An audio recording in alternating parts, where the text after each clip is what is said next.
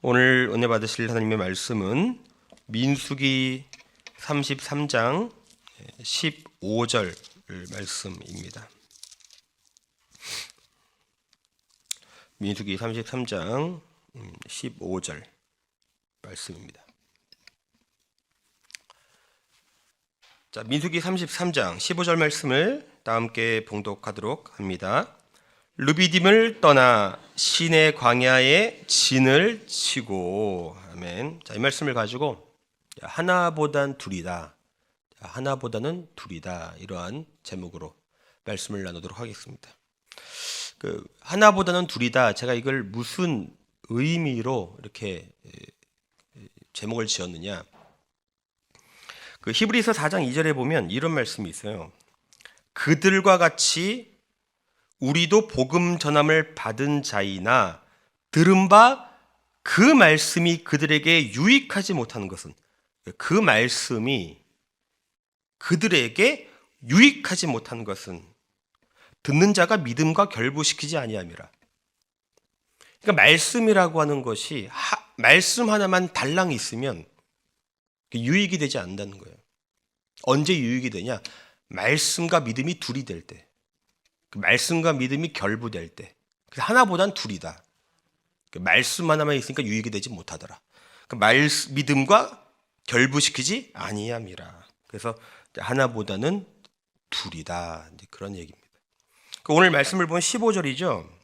르비딤을 떠나 시내 광야에 진을 치고. 그러니까 시내 광야에 있는 산이, 그러니까 쉽게 말하면 시내산이죠. 그러니까 시내산이 정확히 어디에 위치했는지 우리는 모릅니다. 이제 학자들도 의견이 분분하기 때문에 모르죠.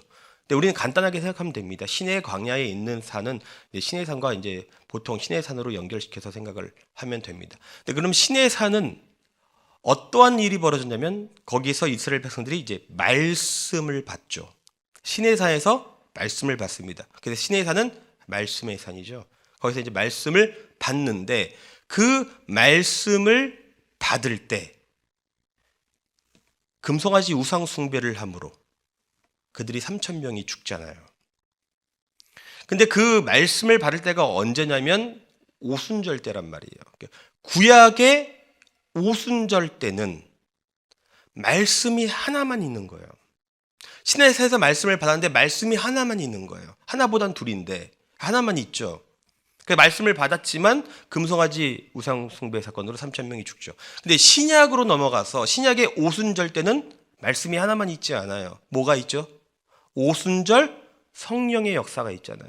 그러니까 말씀이 하나만 있지 않고 말씀과 성령의 역사가 나타나니까 설교 한 번에 3,000명이 구원을 받죠. 구약의 오순절 때는 금송아지 사건으로 3,000명이 죽는데, 신약의 오순절 때는 설교 한 번에 3,000명씩 구원을 받는 역사가 있습니다. 차이가 뭔 것 같습니까? 구약의 오순절 때는 말씀 하나만 있는데, 신약의 오순절 때는 말씀과 성령 둘이 있으니까, 말씀과 성령이 결부되니까 하나님의 놀라운 역사가 나타나더라. 창세기에 보면, 창세기 11장이죠. 바벨탑 사건이 있습니다. 그러니까 하나님께서 그 바벨탑 사건에 내리신 심판의 특징은 언어를 혼잡하게 해서 소통이 안 되게 하는 심판을 내리시죠. 소통이 안 돼요. 근데 그게 이제 신약의 오순절로 넘어가면, 여기에 신약의 오순절 때 각 지방에 있는 사람들이 서로 다른 언어, 마치 창세기에 나오는 그 바벨탑 사람들처럼 서로 다른 언어를 가진 사람들이 모인단 말이에요. 근데 놀라운 일이 벌어지죠. 방언을 통해서. 방언은 성령의 역사죠. 방언을 통해서 서로 다른 언어를 가진 사람들이, 각 사람들이 다 자기 나라 말로 복음을 알아듣게 되죠. 뭐가 통하는 거예요? 소통이 통하죠. 그러니까 성령이 역사하니까, 성령이 임하니까 뭐가 됩니까? 소통이 되죠. 그래서 성령은 소통의 영입니다. 성령이 소통의 영이라는 사실이 왜 중요하냐? 우리가 때로는 말씀을 읽습니다. 그러니까 말씀을 듣습니다. 근데 우리의 문제는 뭐냐면, 어떨 때는 말씀이 들리지가 않을 때가 있어요. 깨달아지지가 않아요. 듣기는 듣는데 깨달아지지 않습니다. 이게 문제죠. 말씀이 왜 듣기는 들어도 깨달아지지 않을까? 말씀과 내가 너무 안 맞는 거예요. 제가 이제 인생을 살아보니까 서로 너무 안 맞으면 소통이 안 되더라고요. 좌파랑 우파랑 너무 다르니까 서로의 소리가 안 들리는 거예요. 사장하고 노동조합하고 너무 다르면 서로의 소리가 들리지 않습니다. 아무리 부부일지라도 서로가 너무 다르면 상대의 소리가 안 들리는 거예요. 저는 교구를 하고 있으니까 어떤 엄마는 갱년기를 지나고 있고 딸은 사춘기를 지나고 있어요. 서로 너무 다른 거예요. 그러니까 서로의 소리가 들리지가 않는 거예요. 너무 안 맞으면 서로의 소리가 들리지 않아요. 말씀과 내가 안 맞으니까 너무 안 맞으면 말씀이 안 들리는 거예요. 우리의 마음까지 뭐가 있죠? 욕심이 있어요. 욕심이 이루어지기를 원해요. 자기 욕심이 강화되기를 원해요. 근데 말씀은 뭐라고 합니까? 자기를 부인하라. 말씀과 내가 안 맞는 거예요. 그러니까 말씀을 듣기는 들어도 말씀이 깨달아지지 않고 들리지가 않습니다. 내 마음은 나는 내 떡을 위해서 살기를 원합니다. 성경은 뭐라고 합니까? 남의 떡을 위해서 사는 것이 예수의 삶이다. 안 맞는 거예요.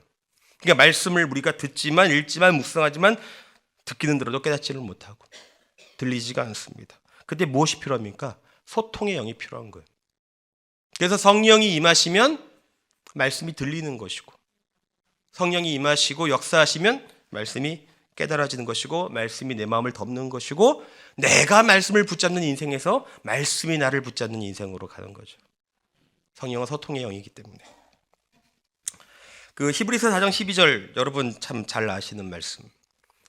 하나님의 말씀은 살아있고 활력이 있어 좌우에 날선 어떤 검보다도 예리하여 홍과 영과 및 관절과 골수를 찔러 쪼개기까지 하며 그 말씀은 홍과 영과 관절과 골수를 찔러 쪼갠대요. 왜 이런 말씀의 능력이 필요한 것인가? 내 마음 가운데 그것이 필요하다는 것입니다. 사람의 마음은 쪼개져 있지 않아요. 어떤 한 덩어리로 되어 있는데 그 덩어리를 사람의 내면을 잘 묵상해 보면 선한 것이 있는데 또 악한 것이 뭉쳐져 있어요. 하나님의 것이 있고 죄의 것이 이렇게 뭉쳐져 있습니다. 우리는 하나님을 사랑합니다. 그러나 동시에 죄가 주는 쾌락을 또 사랑합니다. 이게 엉켜져 있어요. 쪼개져 있죠. 분리되어 있지 않습니다. 이게 섞여져 있습니다. 근데 그 말씀의 능력, 홍과 영과 관절과 골수를 찔러 쪼개는 능력이 나타나면 하나님의 것과 죄의 것이 분리되기 시작합니다. 여러분 계면활성제라고 있죠. 계면활성제가 뭡니까? 떨어뜨리면 물과 기름이 분리되는 거잖아요. 그게 세제잖아요. 세제.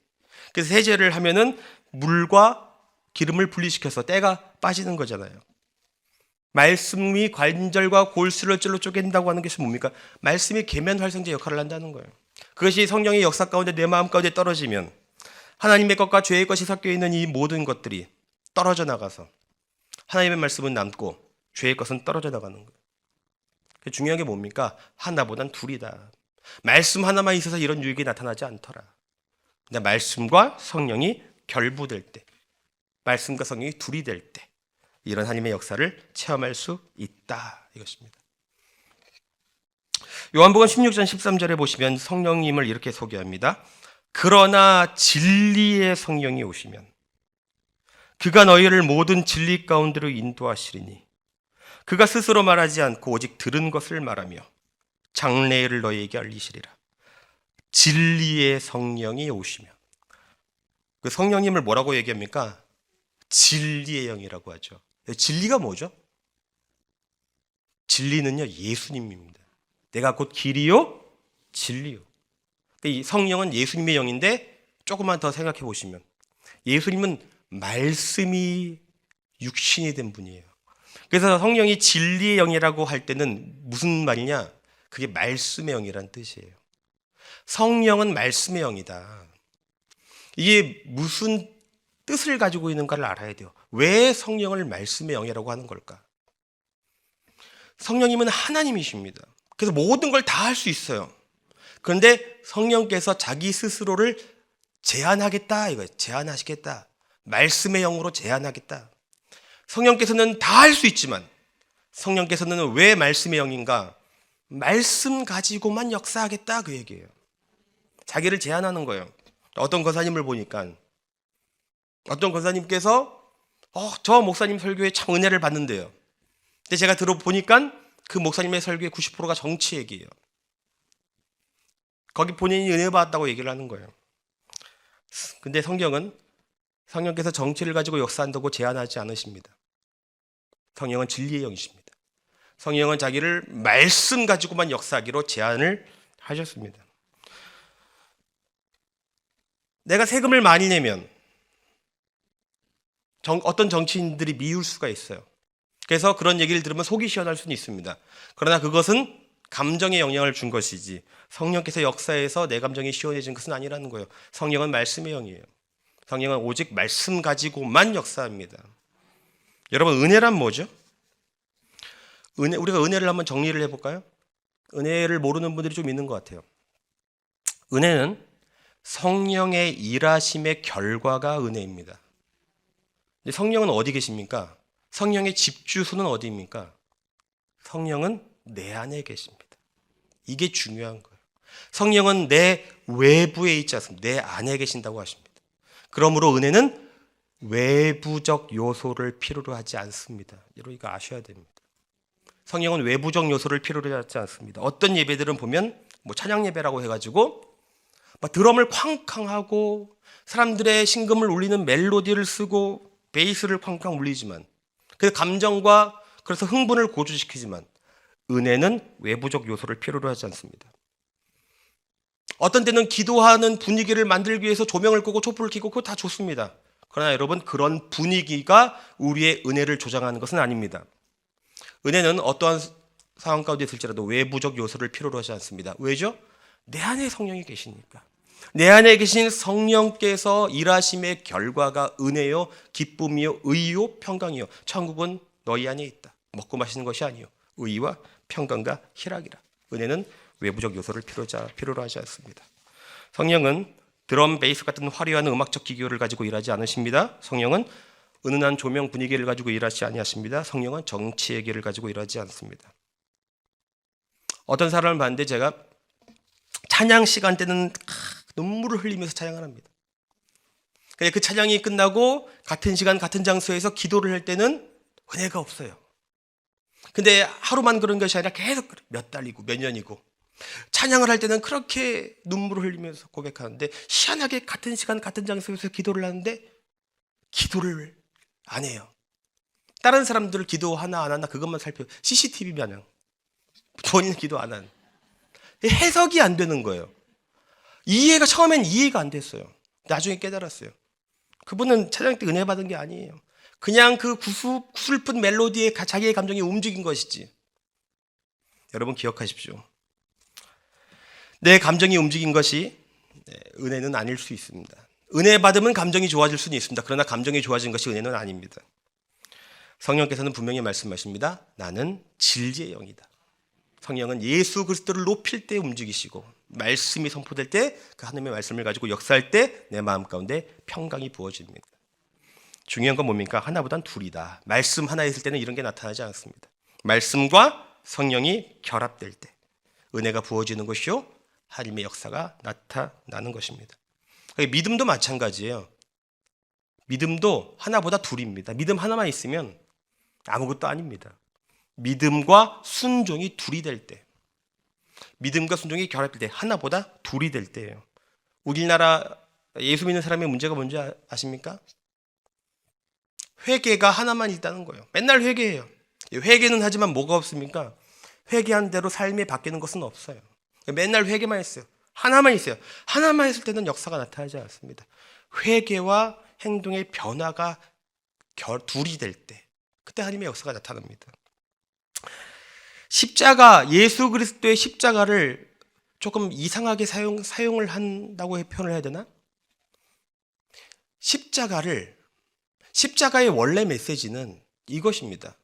예수님께서 십자가를 지셨기 때문에 나를 따르려거든 너희도 너희의 십자가를 짊어지고 나를 따라와라 그 얘기예요. 근데 그것이 아니라 조금 제가 속된 표현을 하자면 똥 닦는 휴지처럼 쓰는 경우가 있어요. 그러니까 내가 지은 죄를 처리하는, 그러니까 내가 지은 죄를 뒤처리하는 용도로만 십자가를 사용하고 있어요. 그래서 매일같이 매주일마다 대표기도 할 때 뭐합니까? 회개하고. 그리고 우리는 한 주간을 또 그렇게 회개한 대로 살질 않잖아요. 그러니까 뭐만 있는 거예요? 회개 하나만 있는 거예요. 때로는 믿음 하나만 있는 거예요. 그러나 성경은 믿음과 순종이 결합될 것을 말씀합니다. 회개했으면 회개한 대로 삶이 바뀌는 것을 말씀합니다. 자, 어떤 목사님께서 설교 중에 예화를 하나 말씀하셨는데 이게 참 오늘 메시지랑 딱 맞아서 제가 한번 읽어드립니다. 일본에서 예배를 드리는데 남성 중창단의 특별 찬송이 있었습니다. 그런데 찬양하러 나온 3명의 남자들을 보고 깜짝 놀랐습니다. 그들은 야쿠자들이었기 때문입니다. 큰 체구에다가 걸어 나오는 자세나 입고 있는 라운드 티, 그리고 팔과 목에 있는 문신들이 보기에도 위협적이었습니다. 그런데 막상 찬양을 부르기 시작하자 그들의 너무나 아름다운 목소리에 또 한번 놀랐습니다. 감동이었습니다. 그들이 찬양을 부른 후에 그중 한 사람이 짧은 간증을 했습니다. 우리에게는 3가지 공통점이 있습니다. 하나는 우리가 다 야쿠자였다는 사실입니다. 또 하나는 아내가 다 한국 사람이라는 사실입니다. 아내들은 예수님을 잘 믿는 사람들이었고 남편인 우리를 위하여 기도를 많이 하고 금식하여 결국 우리 모두는 예수님을 믿고 영접하게 된 것입니다. 그리고 셋째는 하면서 세 사람이 다 왼손을 앞으로 펼쳤는데 모두가 깜짝 놀랐습니다. 모두 새끼손가락이 없는 것이었습니다. 그것이 무엇을 의미하는 줄 그 자리에 있는 일본 사람들은 너무나도 잘 알았기에 모두가 숙연해졌습니다. 예수를 믿고 구원의 은혜를 알고 나니 그들이 비록 야쿠자의 중간 간부였지만 더 이상 생활을 계속할 수 없었다고 했습니다. 그래서 야쿠자 두목에게 찾아가서 더 이상 조직에 몸담을 수 없다고, 자신들이 하는 일이 하나님의 방법이 아니기에 조직을 떠나겠다고 했습니다. 처음에는 야쿠자의 두목이 농담으로 받고 믿어주지 않다가 결국 진심임을 알고 모든 조직원들이 모인 자리에서 그 사실을 발표했습니다. 그리고 앞에 있는 탁자에 칼을 꽂더랍니다. 그들은 그 칼로 자신들의 손가락을 자르고서야 조직에서 나오게 되었다는 것입니다. 여러분은 예수님을 위해서 무엇을 잘라내셨습니까? 여러분은 예수님을 위해서 손해보는 것들이 있습니까?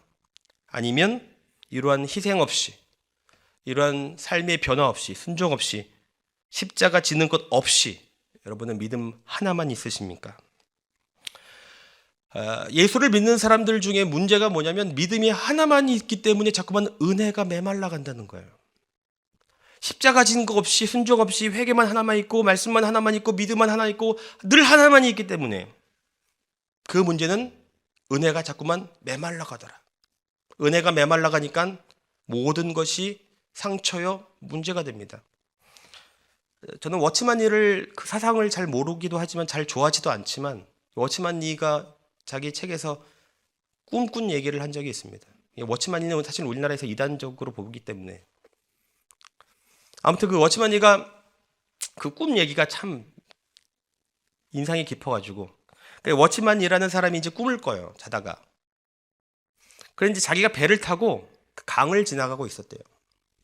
근데 이렇게 강을 가는데 암초가 나타나서 하나님께 기도를 했답니다. 하나님, 저 암초를 없애주십시오.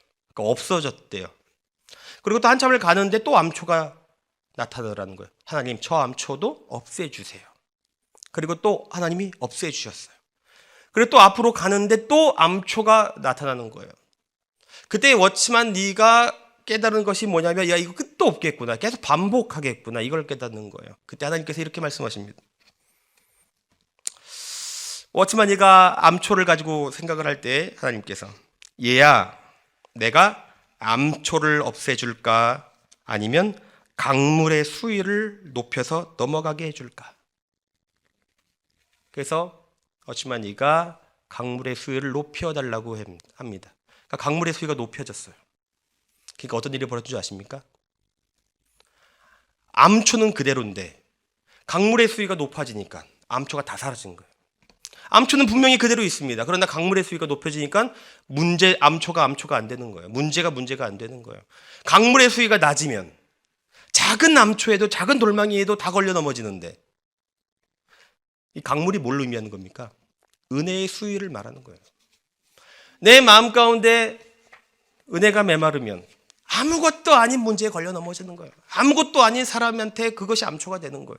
그러나 강물의 수위가 올라가니까 스데반 집사를 보니까 순교가 죽음조차도 암초가 안 되는 거예요. 뭐가 문제예요? 은혜의 수위가 문제다 이거예요. 하나보다 둘이다. 믿음만 하나만 있는 사람들, 왜 회개만 있는 사람들은 특징이 뭐냐? 자꾸만 신앙생활하지만 은혜가 메말라가는 거예요. 강물의 수위가 낮은 거예요. 그러니까 모든 것이 문제. 저 권사님도 문제고 저 장로님도 문제고 저 교육자도 다 문제가 되는 거예요. 진짜 문제는 무엇일까? 저분들이 문제가 아니고 내 마음 가운데 은혜의 수위가 낮기 때문이다. 그러므로 여러분, 믿음 하나만 있으면 안 되는 것이고 말씀 하나만 있으면 안 된다는 것이다. 말씀과 성령이 둘이 될 때, 믿음과 순종이 둘이 될 때, 저는 되게 보수적인 사람이라서 옛날 사람들을 좋아합니다. 돌아가신 목회자들을 좋아합니다. 아마 이제 주기철 목사님이 했던 말 같은데 이런 말씀을 했어요. 처음에는 내가 십자가를 짊어지는 것 같은데 나중에는 십자가가 나를 짊어지더라. 이게 무슨 말인지 아십니까? 내가 십자가를 짊어지는 것은 순종이잖아요. 고통이고.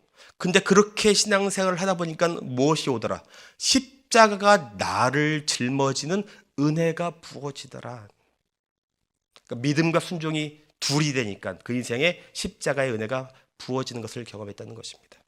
여러분, 믿음과 순종이 결합되기를 축원하고 말씀과 성령이 결합되기를 주님의 이름으로 축원합니다. 기도하겠습니다. 하나님 아버지, 참으로 고맙고 감사합니다. 오늘도 주님의 백성들, 오늘도 하나님의 말씀을 들었사오니 각 사람의 사정을 아시고 삶을 아시고 환경을 아시고 생활을 아십니다.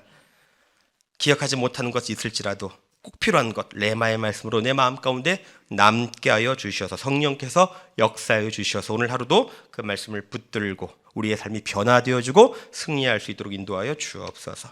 감사합니다. 예수님의 이름으로 기도합니다. 하늘에 계신 우리 아버지여, 이름이 거룩히 여김을 받으시오며 나라가 임하시오며 뜻이 하늘에서 이루어진 것 같이 땅에서도 이루어지이다. 오늘 우리에게 일용할 양식을 주시옵고 우리가 우리에게 죄 지은 자를 사하여 준 것 같이 우리 죄를 사하여 주시옵고 우리를 시험에 들게 하지 마시옵고 다만 악에서 구하시옵소서. 나라와 권세와 영광이 아버지께 영원히 쌓옵나이다. 아멘.